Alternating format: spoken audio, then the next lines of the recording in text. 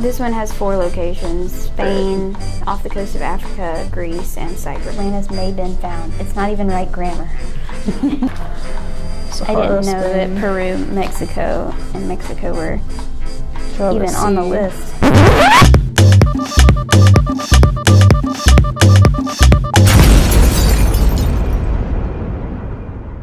Although Plato is largely known for philosophy and ethics, he is also responsible for one of the most enduring accounts of a lost city, which still captivates us today, Atlantis.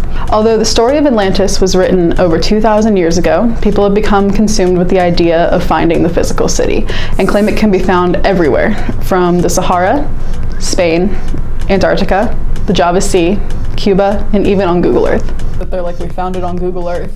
Like, that's it, everyone go home. It's been on Google Earth the whole time.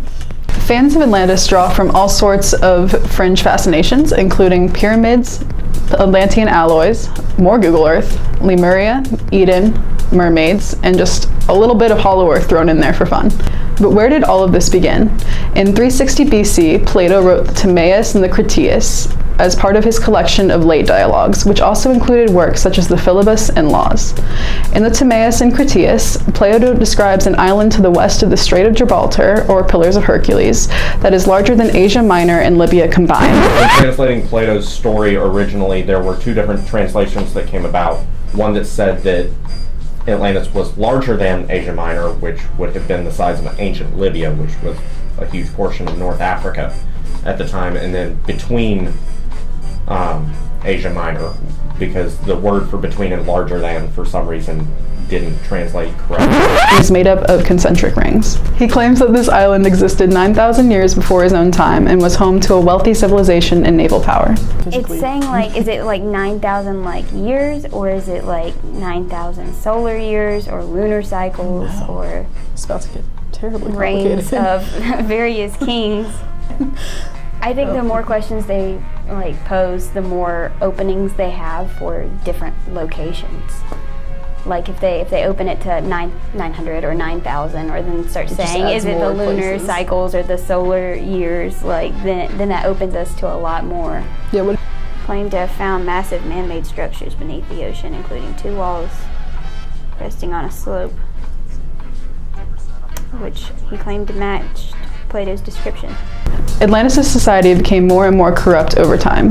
Plato's story claims the entire island was swallowed by the sea in a single day as divine punishment for their corruption. While this is a compelling story, and one that has obviously caught people's attention for centuries, most scholars agree that it is simply that, just a story.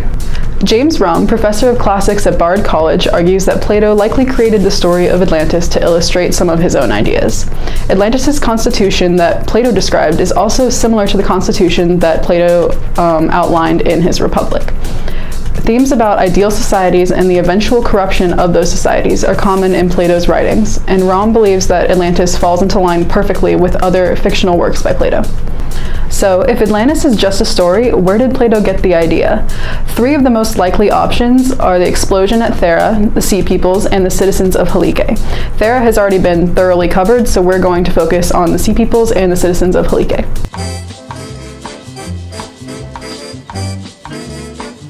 So the information we have on the Sea Peoples is mainly from Egyptian records.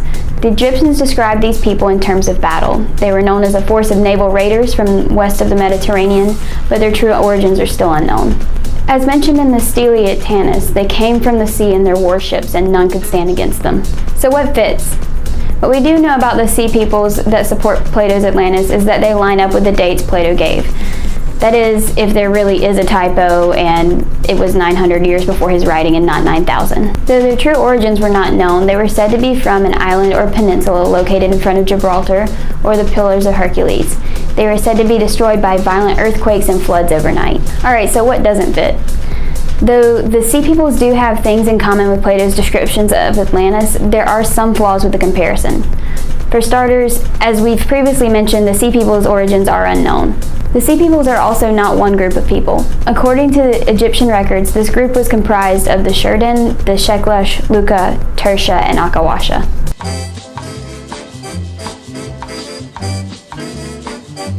Helike was an ancient Greek city-state founded in the Bronze Age. It is situated on the Gulf of Corinth in western central Greece, and the city would have been in the area of Achaia. It was a member of the Achaean League, which was a confederation of Greek city-states in the region. Helike was mentioned as a participant in the Trojan War as part of Agamemnon's forces. Sahara, Malta, Bimini, South America, Antarctica, Malta. Canaries, North Sea, Middle East. Okay. That's Island of Pacific. Pharos. Thera. Akrotiri is that was the fourth that I was thinking of. Akrotiri. Oh, okay. That was the one that I was thinking of from forever ago. The city was destroyed by an earthquake and tsunami in the winter of 373 BCE. What fits? The major god of the city, much like Atlantis, was Poseidon, and the pantheon of the city was so renowned that it was second in religious importance in the Greek world only to Delphi. The city itself was destroyed in a much similar fashion to Atlantis, gone in a single night from an earthquake and a tsunami, killing all of the inhabitants of the area as well as sinking it beneath the waves. The area was made impassable by ship, and much of a Spartan fleet that was in the harbor was destroyed. What doesn't fit? Inconsistent with this idea was that Helike was a major tourist attraction for years after the events which sunk it. Parts of the sanctuary were still visible, and fishermen had trouble around the statue of the Pantheon because their nets kept getting tangled around the base of the statue. In AD 174, Pausanias, a Greek traveler and geographer, visited the area and charted the area known as Helike. Not only this, there's a major time problem. The destruction and existence of the city was not ancient, especially in comparison with Plato's account, which he wrote in 360 BC of Atlantis, and the city itself was destroyed 13 years earlier than this. Helike was also not a major naval power. It had only 2 colonies, one in Asia Minor and one in southern Italy. I mean, me personally, there are no more lost continents. There's no more lost world on the planet. Like, the world is slowly getting smaller, and the idea that there could possibly be some ancient civilization that we don't know about is attractive to people because it eats away at the mind, because it makes you think, well, what if there is something? Even though we know that there's not something there. We want something to be there. You think that's why people are like fascinated by it now, still? I think so. It is so ingrained into like pop culture and all that, much more than any other like lost city. It's like constantly you're reminded of it, or like movies and things like that. It's always continuously like brought back, whereas the other like lost city stuff, like you're like, oh, that's cool, you don't really hear about it again. There's no definitive proof that Atlantis ever truly existed, and is more than likely just an invention of the creative mind of the philosopher Plato. Both of the examples that we looked at, Helike and the Sea Peoples, offer similarities to the story, but also offer major differences to the story that Plato told. But so far, nothing has been an overwhelmingly exact match to the legend that he told.